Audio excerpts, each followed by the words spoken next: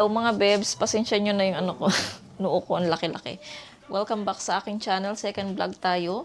Mag-share lang ako kasi may napanood ako mga bebs na nag-viral. Nag-viral siya sa Japan. Yung kababayan nating Pilipina. So, syempre, iba't iba ang sa bawat bansa, iba't iba kung papaano magtapon ng basura. Yan, sa Japan, syempre may pinapanood akong vlogger doon. So, nakikita ko rin kung paano siya magtapon ng basura nila. Dito sa Korea, mga bebs, na-vlog ko na yan dati. Minsan nakakapag-vlog ako, di ba, nagtatapon ng basura. So, siguro napanood nyo na rin yun, yung viral na yun, na tungkol din sa basura, sa yung nating kababayan nating Pilipina. So ayun, nagkaano sila nung dalawang Pilipina. So ito yun naman sa amin mga bebs, kasi ngayon ay Friday. Tapunan talaga ng basura dito sa amin sa apartment ay Friday. Hindi ko lang alam mga bebs sa iba dito sa Korea, sa ibang apartment kung kailan sila nagtatapon ng basura, kung anong date, hindi naman, kung anong araw. Dito kasi sa amin, every Friday at Sabado ng umaga, bago mag alas 9 or alas 10, dapat natapon na lahat. Kasi nga, mga alas 9 or mag alas 10, kinukuha na yung basura. So, dito sa amin, at tapos yung mga katulad ng mga bungalow na bahay, yung may sarili na bahay, hindi katulad dito sa amin na apartment, iba din ang araw kung kailan sila magtatapon ng basura.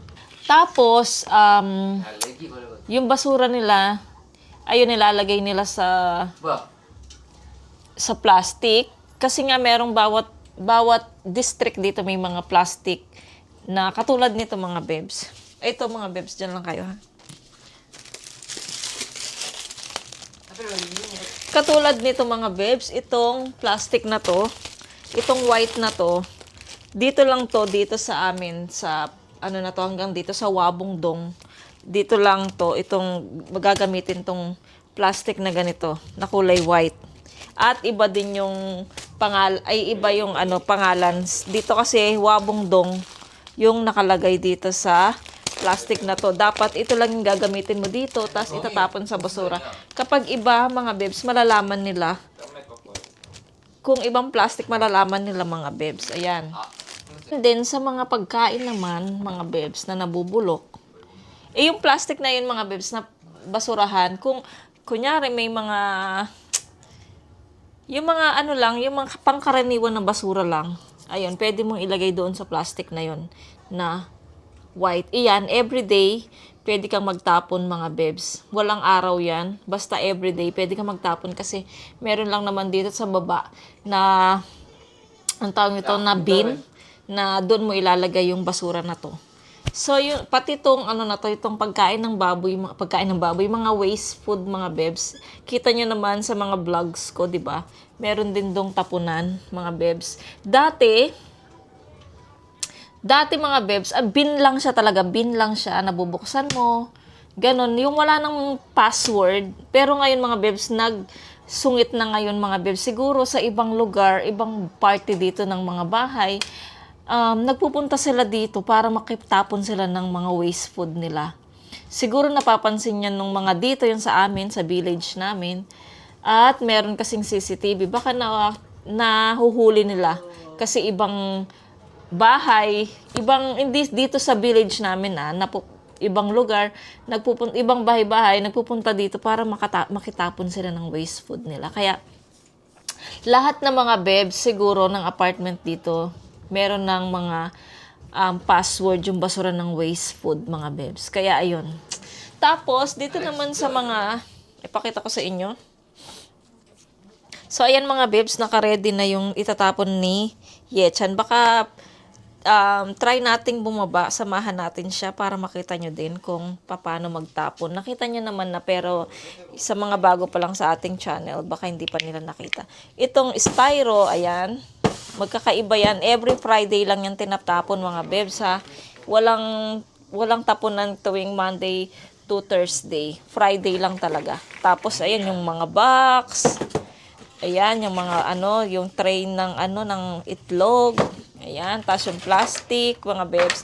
Tapos, ito palang mga bote na to. Dito din nag-start yata yung bangayan sa sa Japan. Sa mga bote ng galon ng mga juice or milk, ganyan. Kasi dito, ito may label na to mga bebs, di ba? So, tinatanggal. Dati mga bebs, hindi ko pa alam, hindi ko tinatapon, hindi ko tinatanggal yung label nitong mga ganito na bottle. So, nung nalaman ko na tinatanggal pala talaga yung label ng mga bottle bago itapon and then huhugasan mo mga bebs. Iyan, nahugasan ko na yan mga bebs, pero nagkulay pa rin siyang violet kasi ano bang tawag nito? Grapes juice. Yan, hinuhugasan ko ng mga bebs, yung mga ganyan. Pati yung mga nabibili namin na coffee, 'di ba? Ay coffee, yung juice namin sa Edia. Ayan, hinuhugasan din namin mga bebs. Hinuhugasan ko na rin para malinis. Tapos yung mga pag nag-take out ka, ayan yung mga take out na ganito. Ayan, binabanlawan ko na rin mga bebs. Lahat kasi binabanlawan na. Ayan, tapos ito din mga bebs yan, tanggal din yung label. Ganyan mga bebs ngayon dito dapat tinatanggal pala mga bebs. Ayan, yung mantika, tanggalin yung label. So, bawal na talaga yung may label mga bebs. Ayan, so, ayan yung ating mga, itatapon mamaya ni Yechan. Ayun mga bebs yung ko dito sa Korea kung paano magtapon at maging malinis sa mga basurahan dito. Bawal na yung tapon ka lang ng tapon. Dapat linisin mo din, tanggalin ang label. Ayun mga bebs. Kasi mga bebs, dito yung mga maraming uwak dito mga bebs sa Korea. Lalo na pag summer, kinakalkal nila yung basura. Kaya nagkakalat. Kaya yung bin doon, meron din siyang cover.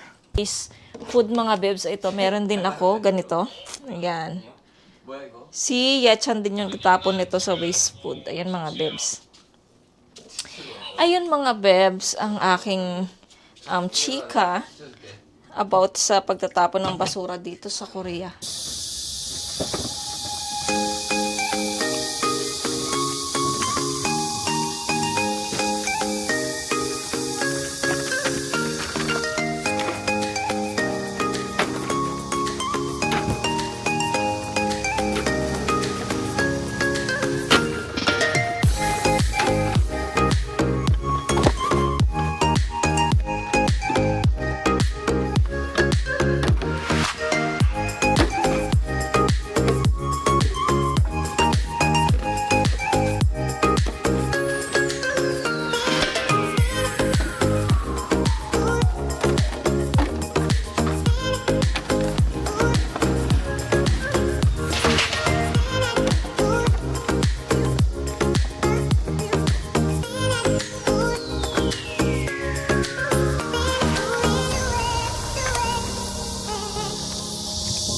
You do it.